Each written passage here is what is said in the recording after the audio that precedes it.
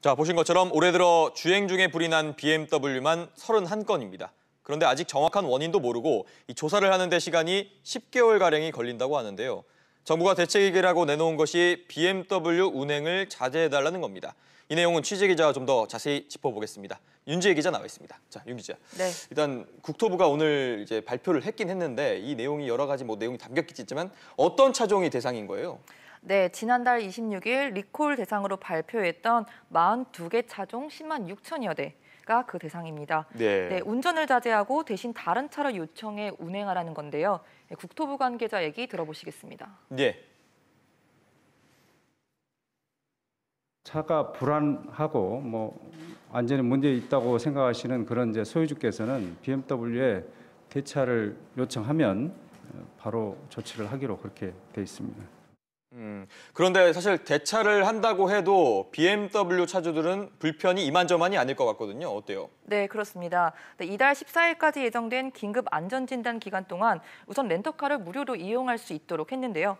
하지만 이번 사태로 직간접적으로 피해를 입은 소비자들의 분노는 집단 소송으로까지 번지고 있습니다.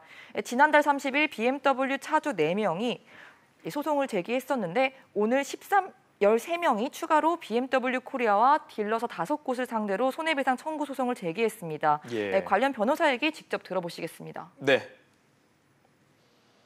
손해배상은 차를 이제 못 하잖아요. 그 화재 위험이 있으니까 운행이익 상실에 따른 거에 대한 손해배상, 그다음에 중고차 시장 가격 하락에 대한 그 가치 손실에 대한 손해배상, 정신적 피해에 대한 손해배상 이 3가지를 구하는 거죠. 윤 기자, 그런데 무엇보다 가장 궁금한 게 왜 사고가 났냐, 왜 화재가 났냐 이거일 텐데 원인이 뭡니까? 네, 결론부터 말씀드리면 EGR, 즉 배기가스 재순환 장치가 원인으로 유력하지만 소프트웨어 등 복합적인 요인이 작용했을 가능성이 큽니다. 예. 이 EGR이라는 부품이 우리나라 차량에만 들어가는 게 아니고 해외에서 팔리는 BMW 차량에도 같은 부품이 들어가기 때문인데요. 제작업체와 공장도 같습니다. 따라서 이 부품 하나의 문제라기보다는 나라별 배출가스 규제 상황에 따라 EGR을 제어하는 프로그램 설계에 오류가 합쳐져 문제를 일으켰을 가능성이 높습니다. 네, 전문가 의견 들어보시겠습니다. 네. 부품이 아무리 좋아도 머리에서 명령을 내리는데 평상시 하는 일보다 2~3배 일을 시키면은 고장나는 건데 그 당시가 질소 산화물 저감을 강화시키기 위해서 무리하게 EGR을 가동시킬 가능성이 크다는 거예요. 그럼 국토부는 이 원인과 관련해서 뭐라고 합니까? 네, 아직 정확한 입장을 내놓지는 않고 있습니다. 네. 다만 당초 국토부는 10개월 정도 걸린다고 밝혔던 정밀 조사 기간을 민간 전문가와 환경부까지 참여해 최대한 앞당기겠다고 밝혔습니다. 국민들이 느낄 불안감을 고려한 조치로 해석됩니다.